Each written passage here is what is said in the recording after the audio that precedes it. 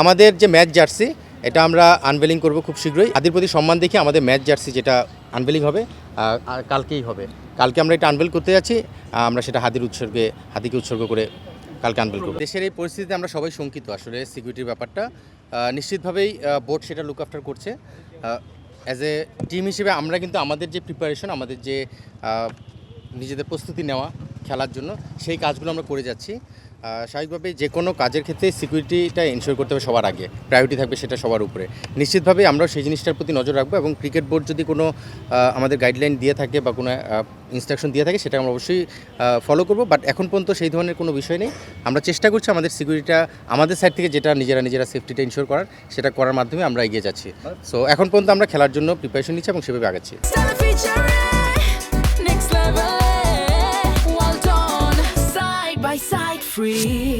Foreign প্লেয়ারের ক্ষেত্রে যেটা হয়েছে, এখন পর্যন্ত আমাদের যে টিকিট শিডিউল আছে আপনাদেরকে আমি জানিয়ে রাখতে পারি। আমরা 23 তারিখ সিলেট যাচ্ছি। স্বাভাবিকভাবে 22 তারিখে আমাদের 6 জন ফরেন প্লেয়ার 22 তারিখে আমাদের সঙ্গে ঢুকে যাবে, বা 23 তারিখ সকালেও যদি আসতে পারে। আমরা 23 তারিখ বিকেলের ফ্লাইটে আমরা সিলেট যাচ্ছি। আমাদের 6 জন ফরেন প্লেয়ার আমাদের সঙ্গে একসঙ্গে ডোমেস্টিকে ফ্লাই করবে। সো ফরেন প্লেয়ারের কাছ থেকে এখন পর্যন্ত আমরা সব গ্রিন সিগন্যাল নিয়ে আগাচ্ছি। যেহেতু ক্রিকেট বোর্ড থেকে কোনো সেই ধরনের কোনো ইনস্ট্রাকশন বা গাইডলাইন আমাদের কাছে আসেনি, সো আমরা ফরেন প্লেয়ারের ক্ষেত্রে তাদের সঙ্গে সেই কমিউনিকেশনটাই রেখেছি এবং আমাদের 6 জন ফরেন প্লেয়ার ইনশাল্লাহ সিলেটে প্রথম দিন থেকেই থাকবে। 6 জন আপনারা অলরেডি জানেন যে আমাদের যে প্লেয়াররা রয়েছে, আপনারা সবাই জানেন আমাদের ডিরেক্ট সাইনিং সহ অকশন থেকে নেওয়া যে প্লেয়ারগুলো, সেগুলোর নাম আপনারা সবাই জানেন।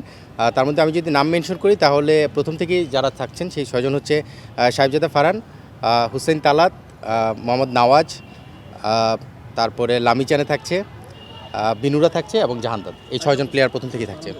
চ্যাম্পিয়ন ও রক্ষণেই তো কাজ শুরু করি, বাট স্টেপ বাই স্টেপ আগাতে হয়। আবহাওয়া যখন করেছি তখনও কিন্তু বলেছি যে চ্যাম্পিয়ন আলটিমেট গোল, বাট নিশ্চিতভাবে স্টেপ বাই স্টেপ সময়ের সঙ্গে সঙ্গে ম্যাচ আপ করে কীভাবে আগানো যায় সেটা লক্ষ্য থাকবে।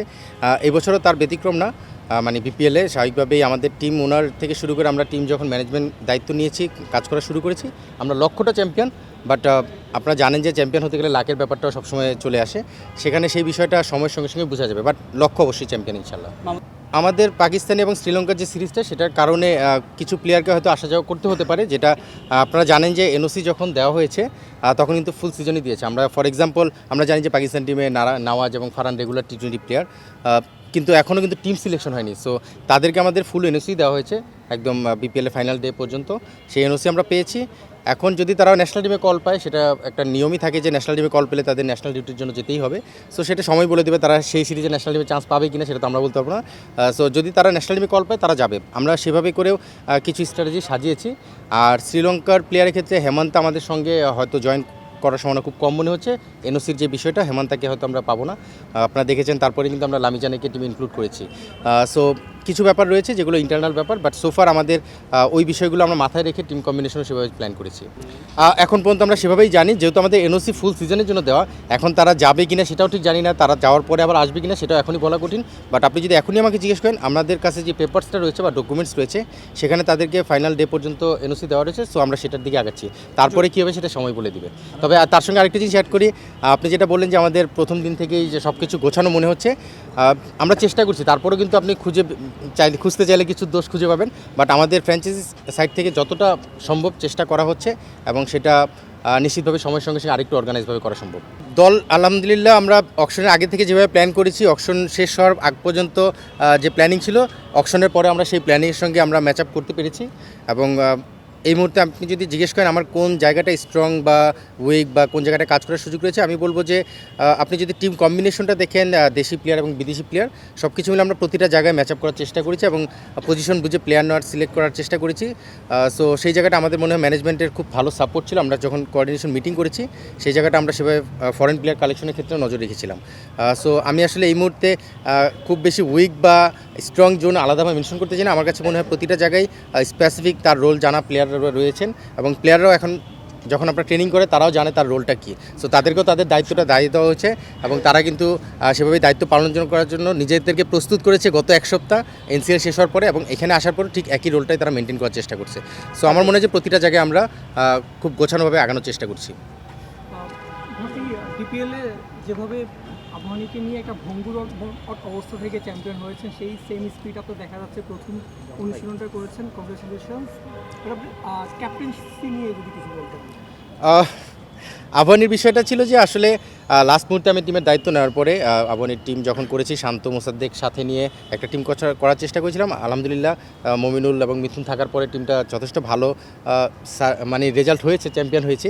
আর এই টিমের যে বিষয়টা আমরা শুরু থেকেই ঠিক একইভাবে আগানোর চেষ্টা করছি। আপনারা জানেন ডিরেক্ট সাইনিং শান্ত এবং তামিম ছিল, শান্তর সঙ্গে প্ল্যান করে টিম করার ক্ষেত্রে বড় ভূমিকা রেখেছে। ইভেন আমি মাহাদি নামটা বলতেই হবে, মাহাদিও টিম প্ল্যানিংয়ের সঙ্গে প্রথম থেকেই ছিল।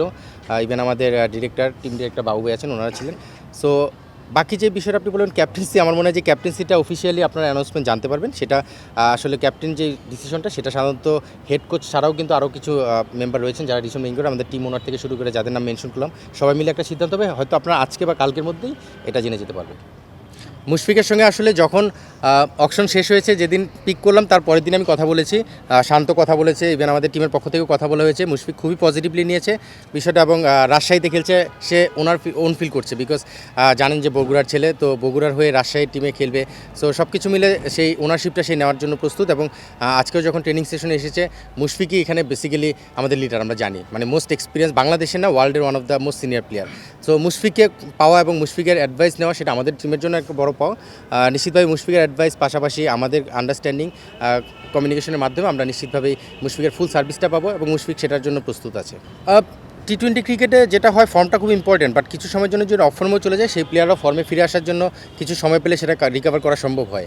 আর ফর্মটা আসলে টি-20তে কিন্তু খুবই ফ্ল্যাকচুয়েট করে, আসলে আপনি ওইভাবে বলতে পারবেন না। বাট একটা জিনিস আপনি লক্ষ্য করবেন, আমাদের আপনি যেটা বললেন ইমার্জিং টিমের যে প্লেয়াররা ছিল তারা ফর্মে আছে এবং টি-20র জন্য তারা বেশ আদর্শ প্লেয়ার বলেই মনে হয়। আপনি প্রিমিয়ার লিগ টিম করতে গেলে হয়তো আমি ডিফারেন্টভাবে চিন্তা করব, বাট হ্যাঁ নিশ্চিতভাবেই তারা ভালো ফর্মে ছিল এবং ওই টিমটা কিন্তু বাংলাদেশে এ টিম বলা হচ্ছে। দ্যাট মিনস বাংলাদেশের ন্যাশনাল টিমের পরেই সেই প্লেয়ারগুলোকে রিপ্রেজেন্ট করছে। সো নিশ্চিতভাবেই তারা ক্যাপেবল এবং যথেষ্ট ভালো প্লেয়ার বলেই তারা পিক হয়েছে। সো আমি আসলে ওই জায়গাটা ওইভাবে মেনশন করতে চাই না, বাট যারাই এসেছে তারা প্রমিজিং এবং ভালো প্লেয়ার, সেই জন্যই তারা পিক হয়েছে।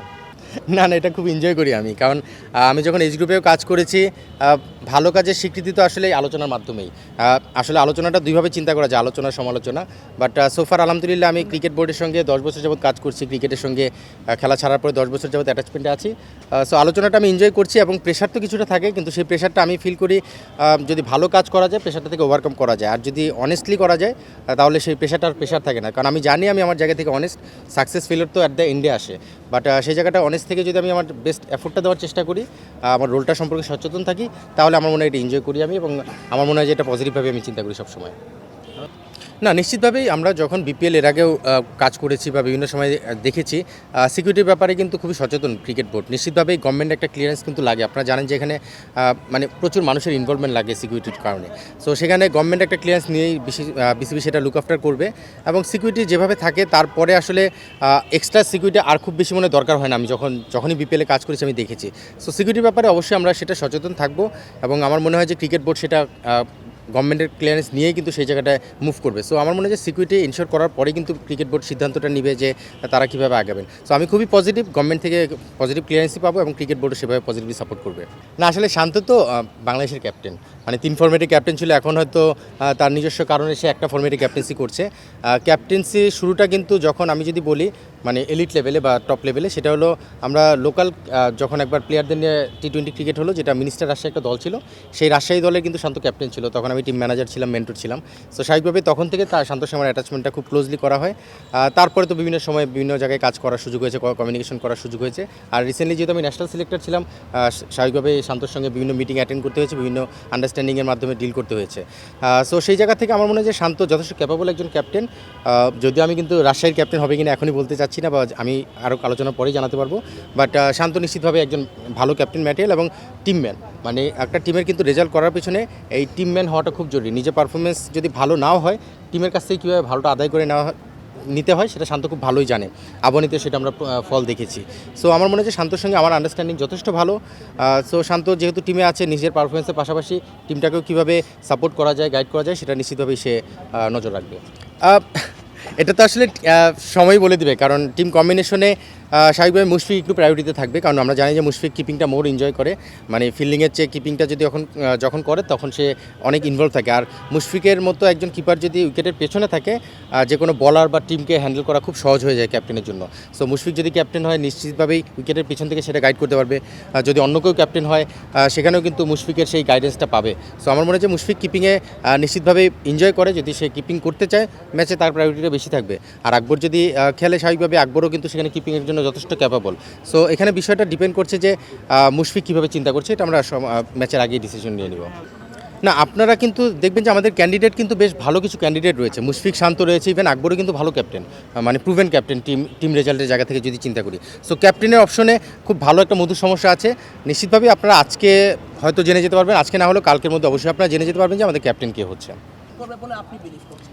প্রথমে আপনার কথা ধরে অ্যাডাপ্ট করতে পারেন, এটার সঙ্গে আমি পুরোপুরি একমত হতে পারবো না, কারণ রিসেন্টলি যদি আপনি আমাদের টি20 পারফরমেন্স দেখেন বাংলাদেশ দলের, তাহলে অ্যাডাপ্ট করতে পারেনি সেটা আসলে বলাটা একটু কঠিন, বিকজ রিসেন্টলি কিন্তু আমরা টি20টা খুব ভালো খেলছি, আমরা বেশ কিছু সিরিজ জিতেছি হোমে এবং অ্যাওয়েতে। সো সেই জায়গা থেকে আমার কাছে মনে হয় যে অ্যাডাপ্ট করেছে। তবে বিপিএলের এবারের উইকেটটা যদি ভালো হয়, যেমন গতবার আমরা মিরপুরে যথেষ্ট ভালো উইকেট দেখেছি, চিটাং সিলেটে ভালো হবে আমরা প্রত্যাশা করি। যদি এই ধরনের ভালো উইকেটে খেলা হয় তাহলে ওয়ার্ল্ড কাপ যে প্রিপারেশনটা সেটা যথেষ্ট ভালো হবে, বিকজ আমরা ব্যাটসম্যানদের নিয়ে বেশি কনসার্ন। মানে ওয়ার্ল্ড কাপে যদি আমরা বলি বলারদের চেয়েও মূল কনসার্ন কিন্তু ব্যাটসম্যানদের জন্য। সেই জায়গাটা যদি উইকেট ভালো থাকে, ব্যাটসম্যানরা যদি স্বাচ্ছন্দ্যে শর্টসগুলো খেলতে পারে, তাদের কনফিডেন্স ফিরে পাবে। ঠিক একইভাবে বলারও কিন্তু চ্যালেঞ্জটা ফেস করবে। সো আমার মনে হয় যে ভালো উইকেটে যদি আমরা খেলতে পারি, এবং আশা করি খেলবো, সেটা যদি হয় ওয়ার্ল্ড কাপের জন্য খুব ভালো প্রিপারেশন নিয়েই তারা যেতে পারবে। সেটা ডিপেন্ড করছে আসলে কেমন উইকেটে খেলা হচ্ছে। আপনি যদি লাস্ট টি20 ওয়ার্ল্ড কাপ দেখেন, আমেরিকায় খেলা হয়েছে, সেখানে 180 উইকেট ছিল না। সো সেটার সঙ্গে ম্যাচ করার ব্যাপার রয়েছে। আপনি শুধু 180 খেলবো ব্যাপারটা এইভাবে চিন্তা না করে, যখন যেটা ডিমান্ড করবে সেটাই ফুল করতে হবে। তবে 180 খেলার জন্য যেটা দরকার সেটা হলো ভালো উইকেটে খেলা। সেটা আমরা আশা করছি যে এবার বিপিএলে যদি আমরা পাই, এবং যদি প্লেয়াররা সেই প্রিপারেশন নিতে পারে, 180+ যদি রেগুলার খেলা হয়, নিশ্চিতভাবে বলার ব্যাটসম্যান দুজনের জন্য ডিফারেন্ট চ্যালেঞ্জ থাকবে, এবং সেটা তারা যদি প্রিপারেশনটা এখান থেকে নিতে পারে, ওয়ার্ল্ড কাপে তার প্রতিফলন দেখা যাবে। এটা আমার কাছে মনে হয় যে কোনো দলেরই শুধু ন্যাশনাল টিমের এই গাইডলাইন না, আমার মনে হয় যে সেই দলটার তাদের স্ট্র্যাটেজির উপর ডিপেন্ড করে। ফর এক্সাম্পল, আমি যদি গতবার আপনি দেখেন যদি আবহানিতে কিন্তু নাহিদ রানা খেলেছে, আপনি নাহিদ রানার নামটা মেনশন করলেন।